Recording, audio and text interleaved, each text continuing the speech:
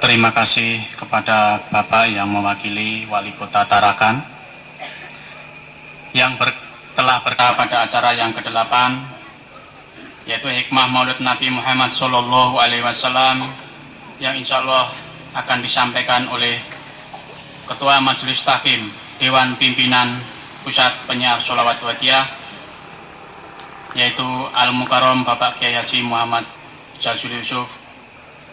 Kami persilahkan.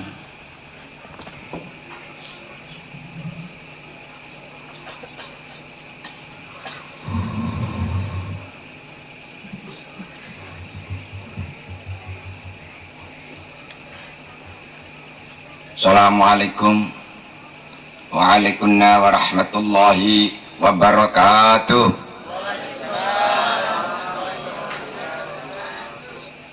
Bismillahirrahmanirrahim.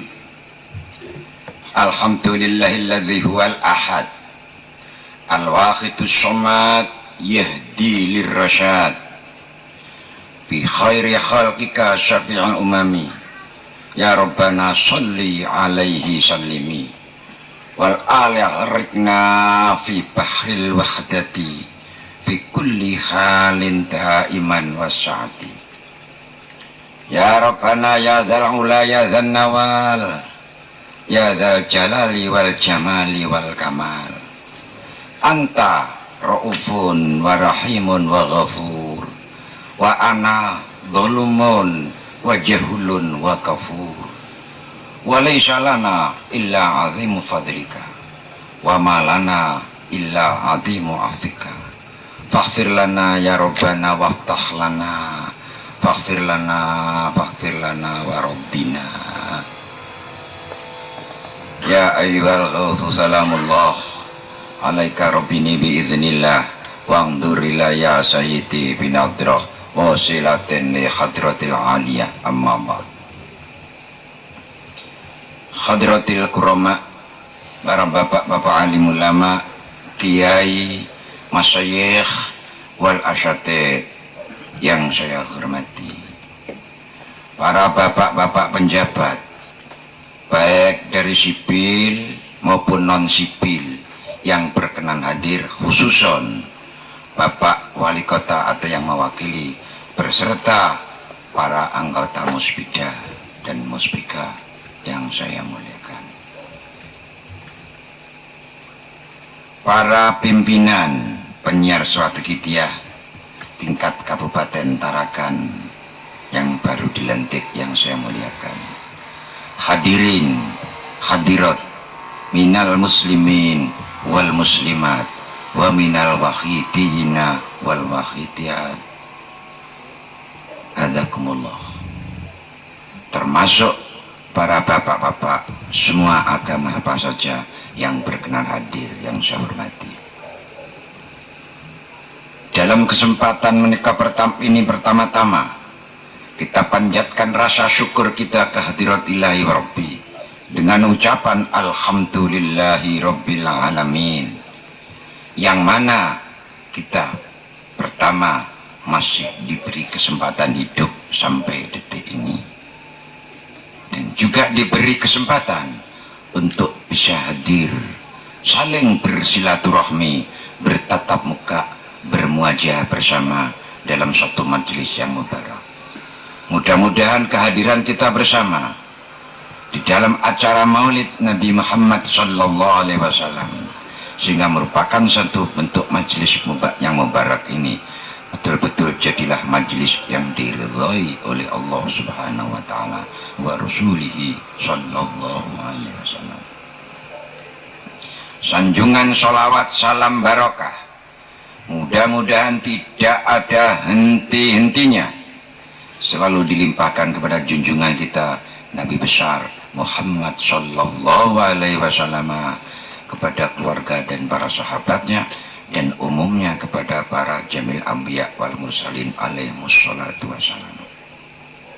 Untuk selanjutnya, salam ikraman wa ta'ziman wal mahabbah mudah-mudahan dilimpahkan pada semua kekasih Allah, para wali-waliullah, para jami'i sultan awliya zaman min awalhim ila yaumina hada, wa khususan ila awliya itis'ah fi ardi Indonesia wa usulihim wa furuhim aina makanu, khususan alladzina fi wilayah Kabupaten Tarakan wa ma hawalaya, wa khususan khasa hadratis sultan awliya hada zaman wa awani radhiyallahu ta'ala wa ada alaina ya Allah wa ala majlisina hadza min barakatihim wa asrarihim wa anwarihim wa ulumihim wa karomatihim kauniyah wa batiniyah wa amadana ya Allah bi amdadim kama yaliqu bika wa bihim amin amin ya rabbal alamin. Dengan penuh iringan harapan, mudah-mudahan para beliau-beliau piantun agung yang terpilih oleh Allah Subhanahu wa taala selalu mengulurkan jangkungan restunya, nadrohnya, restunya, karomahnya dan barokahnya kepada kita bersama, khususnya dalam majlis ini, umumnya kepada umat masyarakat, sehingga malam pengajian maulid ini nanti akan bisa manfaat kepada kita bersama sekeluarga, manfaat kepada umat dan masyarakat, manfaat bidini wa dunya wal akhirah, amin ya rabbal alamin. Hadirin hadirat adakumullah, pada malam ini yang kita hormat bukan hanya sekedar manusia biasa, bahkan orang berdikat Sayyidul Anbiya wal Mursalin, bukan nabi biasa tapi pemimpin para nabi dan para rasul. Bahkan beliaulah nabi yang pertama kali diciptakan oleh Allah dan nabi yang diutus yang terakhir di dunia. Beliau sudah menjabat nabi sebelum lahir di dunia. Maka di dalam Al-Quran 30 juz belum ada nabi yang disebut nabi oleh Allah. Belum ada seorang nabi yang dipanggil nabi. Contohnya seperti Nabi Adam dipanggil oleh Allah ya Adam, Nabi Nuh dipanggil ya Nuh, Ibrahim dipanggil ya Ibrahim. Tapi pada giliran Rasulullah SAW, ya ayuhan nabi, ya ayuhan rasul, ya ayuhal muzammil, ya ayuhal mudassir dan lain sebagainya. Ini menyejukkan bahwa beliaulah sebetulnya nabi dunia dan nabi akhirat, nabi sebelum lahir di dunia dan nabi yang sudah lahir di dunia adalah Rasulullah Sallallahu Alaihi Wasallam. Maka dalam hadis sahihnya yang diriwayatkan Tabrani dari Anas, beliau bersabda, kuntu nabiyan wa adam bainar ruhi wal jasadi. Aku sudah menjabat nabi pada waktu Nabi Adam belum diciptakan oleh Allah Subhanahu wa ta'ala. Inilah sabda beliau. Ini tertera dalam kitab hadis seorang hafid namanya Syekh Imam Jalaluddin Suyuti, dan kitabnya disebut Jami'us Syakhir. Hadirin hadirat azakumullah. Sedangkan penghormatan biasanya terpengaruh oleh kedudukan yang dihormat. Kita kedatangan camat, kita kedatangan bupati, kita kedatangan presiden, cara penghormatan sudah lain lagi. Sebab yang kita hormat orang yang tingkatan lebih tinggi dari camat, orang yang tingkatan lebih tinggi dari wali kota, tapi yang tingkatan tertinggi dalam skup nasional seperti presiden umpamanya. Sedangkan sekarang yang kita hormat bukan sekedar pemimpin dunia, tapi pemimpin dunia dan akhirat, bahkan pemimpin semua nabi dan rasul. Bahkan beliaulah yang akan tampil ke hadapan Allah untuk menolong seluruh umat manusia yang disebut syafaatul kubra besok pada hari kiamat. Hadirin hadirat azakumullah, sekalipun kita tidak pernah ketemu beliau karena zamannya jauh sebelum zaman kita, namun beliau beliau masih meninggalkan kesan kepada kita dan pesan kepada kita. Beliau bersabda, man ahabbani faqad ahabballah. Siapa yang mencintai aku, mereka termasuk mencintai kepada Allah Subhanahu wa ta'ala. Wa man ata'ani faqad ata'allah. Siapa yang taat kepada sunnah-sunnahku, berarti ia taat kepada Allah Subhanahu wa ta'ala. Wal musalli alayya natiqun bidikrillah. Siapa yang membaca selawat kepadaku sudah termasuk orang yang mengucapkan zikir kepada Allah Subhanahu wa ta'ala. Ini tertera dalam kitab yang disebut Jami'ul Usul karangan Sayyid Muhammad bin Yusuf An-Nabhani. Hadirin hadirat hadakumullah. Salah satu tanda-tanda cinta kepada beliau, kita mengadakan pesta, perayakan, pengajian hanya demi menghormat beliau. Ini termasuk salah satu ciri-cirinya orang yang cinta kepada beliau Rasulullah Sallallahu Alaihi Wasallam. Mudah-mudahan kita termasuk dalam hadis man adzama maulidi kuntu syafi'an lahu yaumal qiyamah. Siapa yang menghormat kelahiranku, mereka nanti akan saya tolong di akhirat nanti. Mudah-mudahan kita termasuk itu. Amin ya rabbal alamin. Hadirin hadirat azakumullah. Bahkan cinta kepada beliau termasuk salah satu tanda-tanda daripada kesempurnaan iman. La yu'minu ahadukum hatta akuna ahabba ilaihi min waladihi wa walidihi wan nasi ajma'in.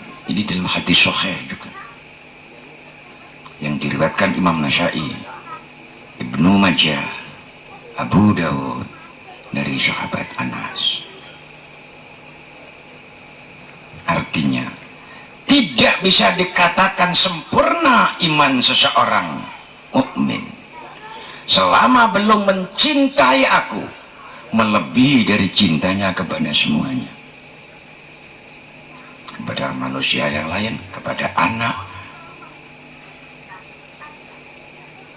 Jadi yang dianggap sempurna iman seseorang apabila cintanya kepada Rasulullah SAW sudah melebihi cinta daripada yang lain. Nah, apabila kita memang cinta kepada dia, salah satu tanda orang cinta adalah pertama, selalu melakukan apa yang telah diperintah oleh yang dicintai.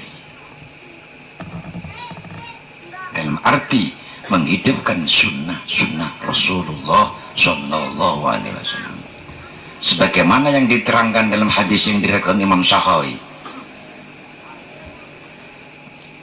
dari Malik bin Anas. Beliau Rasulullah SAW bersabda, man ahya sunnati faqad ahabbani wa man ahabbani kana ma'i fil jannah. Siapa yang menghidupkan sunnahku, menegakkan sunnahku, mereka itulah termasuk orang yang cinta kepadaku. Dan barang siapa yang termasuk orang yang cinta kepadaku, mereka akan masuk surga bersama aku. Allahumma amin. Ini sabda Rasul. Cinta ini disebut oleh para ulama-ulama ahli hadis pada zaman sahabat sampai seterusnya disebut mahabbatul abidin. Cinta seorang yang betul-betul mengabdi, beribadah, sehingga ia lebih banyak mengutamakan mengikuti sunnah-sunnah Rasul, terutama sunnah lahiriah, cara berpakaian, cara beribadah sunnah-sunnah, salat malam, puasa sunnah, Senin, Kemis, dan lain sebagainya. Itu namanya mahabbatul abidin. Ada lagi yang disebut mahabbatul muhibbin. Cintanya seorang cinta kepada Nabi yang diutamakan saukul kolbi, berontonya hati, selalu mengenang terus kepadanya, selalu ingat terus hati kepadanya. Namun cintanya cinta imaniyah, karena saking imannya dengan Nabi, saking mahabbahnya, cintanya, sehingga betul saking percayanya, akhirnya menimbulkan rasa cinta. Orang yang demikian mahabbah, yang demikian ini, kebiasaannya menurut kitab Sa'adatul Darain, jangankan ia menyebut-nyebut nama Nabi sendiri, mendengar saja kadang-kadang sudah meneteskan air mata. Mendengar nama beliau disebut-sebut sudah meneteskan air mata, karena merasa gandrung kepada orang yang dicintainya itu. Maka sampai di dalam berjanji tiba, jangankan kita manusia, pohon-pohon saking kepinginnya takzim menghormat Nabi sama menangis. Wa atakal audu yabki khadi'an baina yadaika. Pohon-pohon itu ketika melihat Nabi berjalan di jalan, ia menunduk semuanya, seraya menangis dan sopan di hadapan Nabi dengan adab dan tata krama. Ini pohon. Nah, kita manusia bagaimana? Apakah sudah pernah kalau kita merasakan cinta kepada Nabi, kita menangis dengan baca selawat? Sedangkan pohon saja diceritakan pada waktu kehidupan beliau itu menunduk dengan menangis. Hadirin hadirat hadakumullah, diceritakan pada suatu cerita dalam kitab Sa'adatul Darain, orang yang cinta mahabbah saukiyah, cinta yang menyentuh hati dengan rasa di dalam hati, betul-betul beronto dengan Nabi. Ini kebiasaannya kalau baca selawat, kadang-kadang kawan-kawannya sudah pergi bubiar semuanya, dia masih menangis saja. Setiap nama Nabi disebut, karena mengenang jasa beliau, mengenang pembelaan beliau terhadap umat, dia menangis. Ya, seperti bapak-bapak dengan ibu-ibu pada waktu masih pacaran, ya dah. Ya, nama bapak disebut saja bulu romanya sudah berdiri, saking cintanya. Begitu juga bapak-bapak, jangan kelihatan ibu-ibu liwat, hanya masih namanya saja disebut, sudah menyentuh pikiran, bulu romanya berdiri semuanya. Ini adalah karena terpengaruh oleh cinta. Demikian juga cinta seseorang kepada Rasulullah Sallallahu Alaihi Wasallam. Hadirin hadirat hadakumullah, cinta yang sedemikian ini juga punya landasan hadis.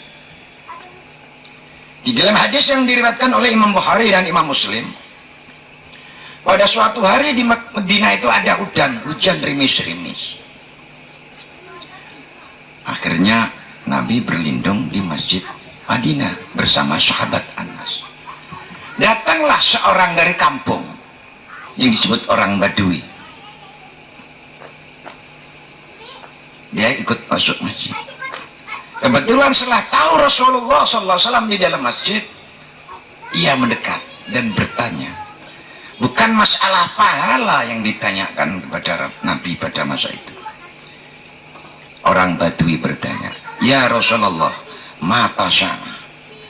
Ya Rasulullah, kapan datangnya kiamat itu? Spontanitas Nabi menjawab, ma'adatalah. Engkau berani menanyakan kiamat? Apa yang kau persiapkan untuk menghadapi kiamat?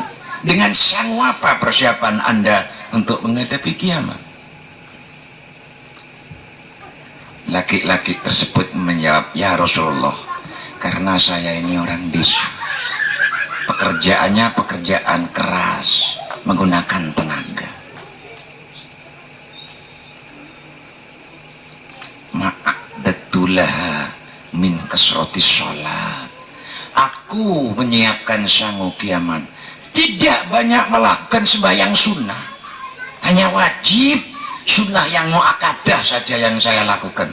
Sunnah-sunnah yang kecil-kecil tidak, karena kesempatan sangat terbatas. Wala min syamin, dan tidak banyak melakukan puasa sunnah karena pekerjaan saya berat. Wala min shadaqatin, dan tidak menyiapkan dengan sangu banyak berderma, banyak bersodakoh sunnah karena kekayaan saya sangat terbatas.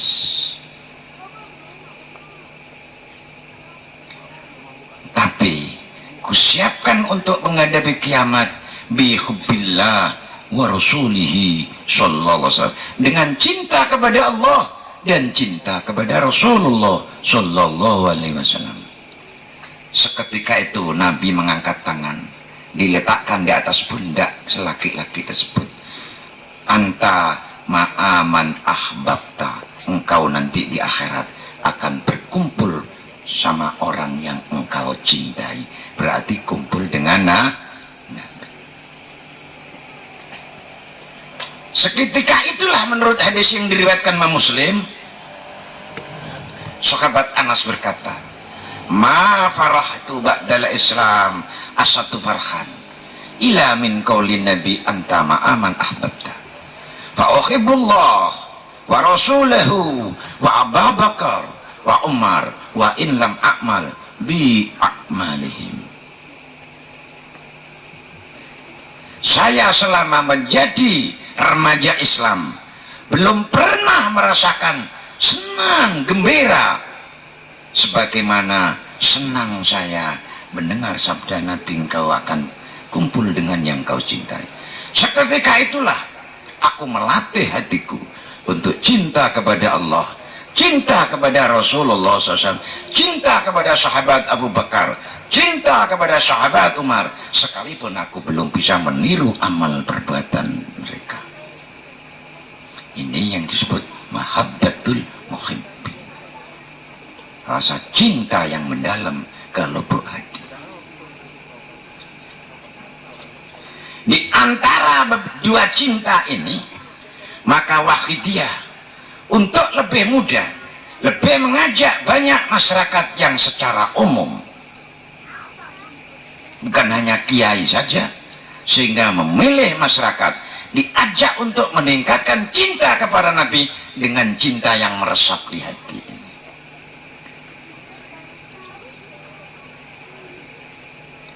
Karena sebagai tanda-tanda cinta, al-mahabbah kasratu dzikril mahbub wa alamatul mahabbah kasratu dzikril mahbub. Tanda-tanda orang cinta itu lebih sering ingat kepada yang dicintai dan lebih sering menyebut-nyebut nama yang dicintai.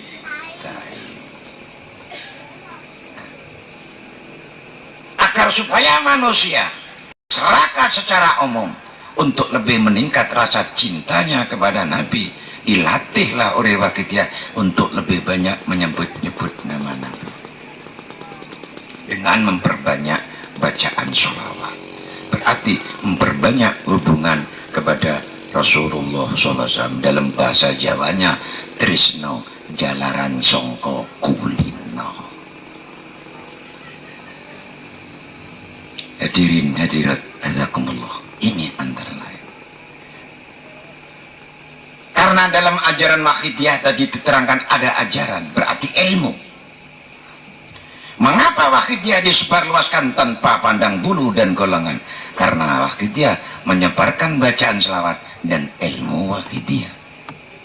Ada hadis sahih yang mengatakan, idza hasal alimu ilmahu ta'ifatan duna ta'ifatin la yantafi'ul alimu wal muta'alim. Dalam kitab Jami' Shaghir juga. Apabila seorang alim, seorang kiai mengajarkan ilmunya khusus untuk golongan tertentu, tidak mau menyebarkan untuk golongan yang lain, orang alim ini tidak akan manfaat ilmunya, dan santrinya pun tidak akan manfaat ilmunya. Maka sehingga wakitnya disebarluaskan tanpa pandang bulu dan golongan, karena meneruskan perjuangan Nabi kafatan linnas, untuk seluruh umat manusia.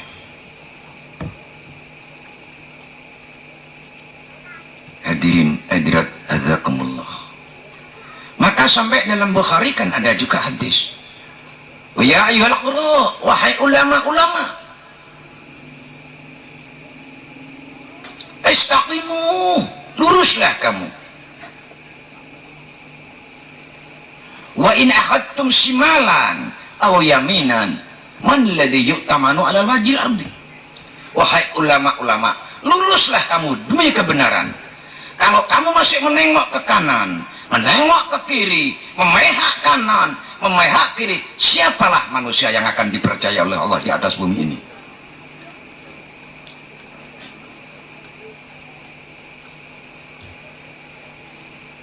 Hadirin hadirat azakumullah. Inilah maka sehingga setidak-tidaknya orang yang mengikuti wahidiyah sebagai tanda-tanda meningkatkan rasa cinta Nabi untuk lebih banyak menyebut-nyebut nama beliau, apalagi sampai pada tingkat kita bisa mimpi ketemu beliau. Dalam hadis Bukhari maupun Muslim dikatakan, man ra'ani fil manam faqad ra'anil haq fa inna syaitan la yatamassalu bi. Siapa yang bisa mimpi ketemu aku, sungguh mimpi ketemu aku, karena setan tidak bisa menyerupai aku dan mengaku aku.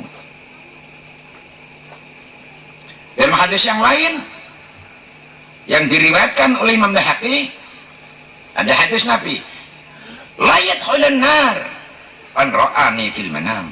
Siapa yang sudah pernah mimpi ketemu aku, orang ini tidak akan masuk neraka. Syaratnya mudah mimpi ketemu Nabi. Kata Sayyid Muhammad bin Yusuf An-Namah Dahlan dalam kitabnya Taqribul Usul li Ma'rifati Rabbi wa Rasul, yaitu kitab yang memudahkan orang ingin makrifat dan ketemu Rasul, diterangkan, man arada ayyaron nabi falyuksir dzikrahu lailan ababuhu masdudah. Barang siapa yang mempunyai keinginan mimpi ketemu Nabi, sebut-sebutlah nama beliau siang malam, jangan henti-henti, perbanyak nyebut-nyebut nama beliau siang malam, dengan disertai punya rasa cinta kepada pemimpin waliullah di zaman mereka itu. Kalau kita ya otomatis harus punya rasa cinta kepada ratu wali atau pemimpin wali di zaman kita. Siapa orangnya walau alam, tapi setiap zaman mesti ada. Pada abad ke-6 Hijriah muncul di Baghdad yang disebut Sayyidina Syekh Abdul Qadir Al-Jilani radhiyallahu ta'ala. Beliau meninggalkan toreko yang disebut Qadiriyah. Setelah itu juga di Timur Tengah lagi Syekh Imam Rifai yang punya tarekoh Rifaiyah. Habis itu ditinggal lagi, muncul lagi Syekh Imam Abdul Salam bin Masyishwil Ibrahim Al-Husaini yang punya selawat Masyishiyah. Kemudian muncul lagi namanya Syekh Imam Abdul Hasan Asyadzali yang punya tarekoh Sadzaliyah dan selawatnya Nuroniyah, sampai seterusnya sampai pada zaman sekarang. Maka karena kita tidak tahu siapa manusianya, orangannya ini siapa, maka di dalam wakidiyah diberikan Fatihah untuk hubungan rohani, hubungan batin kepada ratu wali di zaman kita ini, ila hadrati ghos hadaz zaman. Mudah-mudahan sampai kirimanku kepada ratu wali di zaman sekarang ini dan menteri-menterinya dan semua para wali, wa a'wanihi, para menteri-menterinya. Karena dunia ini bisa jadi aman, tentram, hanya barokahnya doa puncaknya Ratu Wali di zaman kita dan menteri-menterinya. Demikian menurut kitab yang disebut Tanwirul Qulub.